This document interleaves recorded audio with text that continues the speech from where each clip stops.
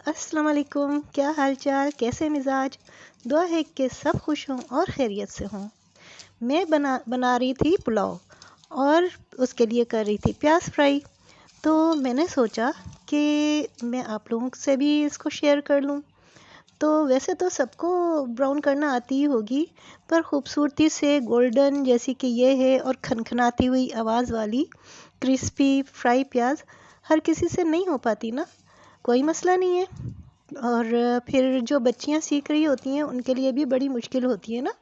तो थोड़ी सी टेक्निक्स होती हैं, बस उसी का ख्याल रखें तो आपकी भी फ्राई प्याज इसी तरह की होगी। चलें मैं आपको सिखाती हूँ। उसके लिए लें ये 3 प्याज मीडियम और उनको बारीक स्लाइस कर लीजिए, स्लाइसर में कर लीजिएगा। और ये 4 कप का ऑयल मैंने लिया, उसके अंदर ये सारी मैंने इसमें डाल दी। धीमी आंच रखिएगा, बिल्कुल हल्की आंच पे कीजिएगा। जो मैं आपको बता रही हूँ ना, सिर्फ उसी तरह से कीजिएगा। और ये डालने के बाद आप करते जाएं और साइडों से उठा के बीच में डालें और उसको फैला दें। फिर साइडों से उठाएं और बीच में डालें और उसको फैला दें। बस इसी तरह से करें, क्योंकि जो साइडें होती हैं ना उसमें बहुत तेज़ी से ब्राउन हो रही होती है प्याज, तो वो फिर ब्लैक होना शुरू हो जाती है। दरअसल हमें इसके अंदर का जो पानी है ना उसको सुखाना है। आप अगर तेज़ आंच पे करेंगे तो ऊपर लेयर आ जाएगी और अंदर का पानी नहीं सूखेगा। तो हमें इसलिए धीमी आंच पे करना है ताकि अंदर का पानी सूखेगा ना, फिर ये क्रिस्पी हो जाएगी।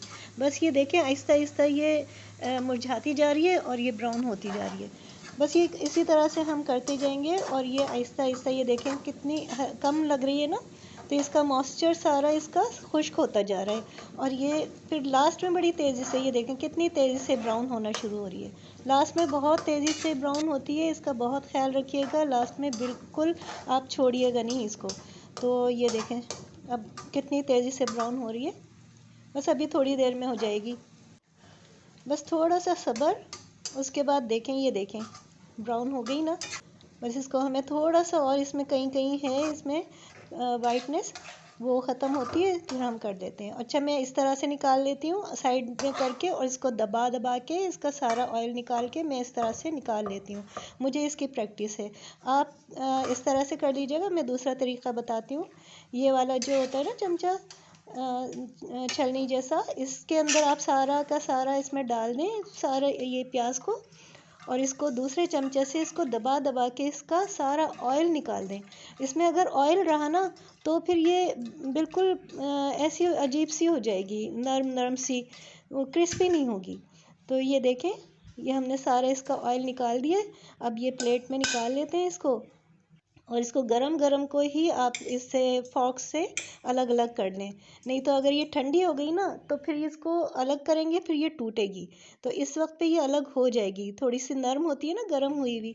फिर इसको हाथ से कर लें और इसको बिल्कुल अलग अलग कर लें।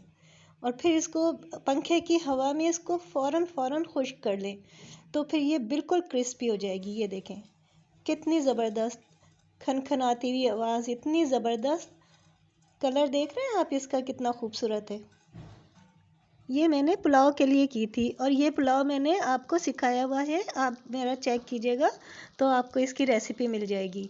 और इसके ऊपर देखें कितनी अच्छी लग रही है। आप मुझे फॉलो कीजिएगा तो आपकी बिल्कुल ऐसी ही हो जाएगी।